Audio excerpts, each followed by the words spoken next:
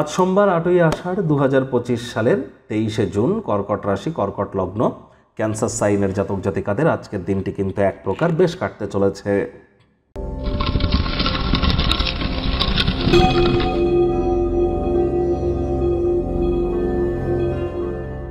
ভিডিওটির শুরুতেই স্ক্রিনে আপনারা দেখতে পাচ্ছেন মহাদেবের রুদ্র গায়ত্রী মন্ত্র, ওম তৎপুরুষায় বিদ্মহে মহাদেবায় ধীমহি তন্ন রুদ্র প্রচোদয়াৎ।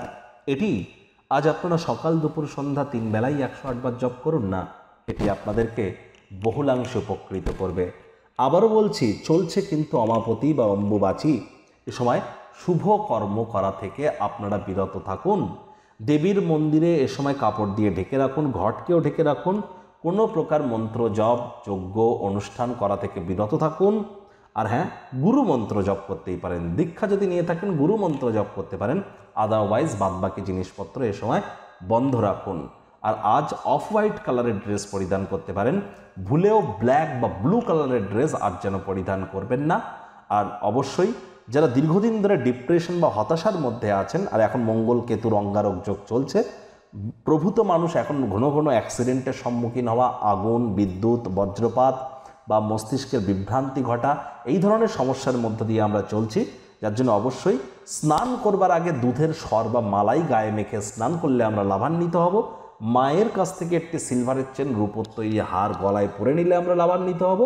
এবং এর সাথে সাথে আমরা কিন্তু অবশ্যই মেডিটেশন করতে পারি, এর ফলে আমরা অত্যন্ত উপকৃত হব।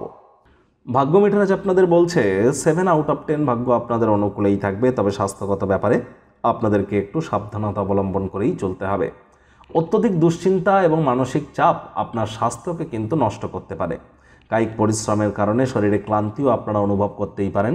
ওজন বুঝে ভোজন গ্রহণ করুন, রাস্তাঘাটে সাবধানে গাড়ি ঘোড়া চালান, কোনো প্রকার নেতিবাচক অনুভূতির আশ্রয় ভুলেও যেন গ্রহণ করবেন না। হতাশা কিন্তু আপনাদেরকে গ্রাস করতেই পারে। অর্থগত ব্যাপারে আয় ইনকাম তো বাড়বে, তবে খরচও একটু বাড়বে, যার কারণে সঞ্চয়ে কিন্তু ঘাটতি পড়তে পারে। মানসিক স্বচ্ছতাকে রক্ষা করবার জন্য সকল প্রকার বিভ্রান্তি, হতাশাকে এড়িয়ে চলুন।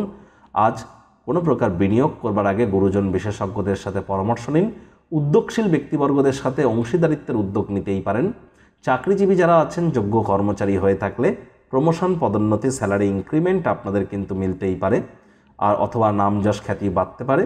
যারা রাজনীতিবিদ আছেন, জনসংযোগ বৃদ্ধি করতে পারলে প্রভাব প্রতিপত্তিও বাড়বে। শিক্ষার্থী বিদ্যার্থীদের পড়াশোনায় মনোযোগ আরও বৃদ্ধি করতে হবে। উচ্চশিক্ষার জন্য যারা বিদেশ যাত্রার কথা ভাবছিলেন, ভাগ্যদেবী আজ আপনাদের পক্ষে আছেন।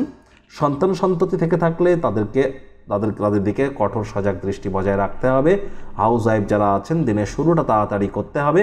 প্রেমিক প্রেমিকা, স্বামী স্ত্রী উভয়ের ক্ষেত্রেই বলবো, না ভাব ভালোবাসা, রোম্যান্স, না তর্ক বিতর্ক, অশান্তি, কোনোটাতেই বাড়াবাড়ি যেন করবেন না। অন্যান্য দিনের ন্যায় আজকের দিনটিকে সাধারণ হিসাবে ট্রিট করবার আপ্রাণ প্রচেষ্টা করুন। সন্ধেবেলার সময় সামাজিক কোনো ক্রিয়াকলাপ প্রত্যাশা বহির্ভূত আপনার ক্ষেত্রে আপনাদেরকে লাভান্বিত করবে। আজ অবশ্যই অবসরকালীন সময়ে টেলিভিশন, মোবাইল, ল্যাপটপ, কম্পিউটারে মাত্র অতিরিক্ত সময় ব্যয় করে সময় যেন নষ্ট করবেন না। শত্রুপক্ষ, বিরোধী পক্ষ একটু হলেও শক্তিশালী কিন্তু থাকছে।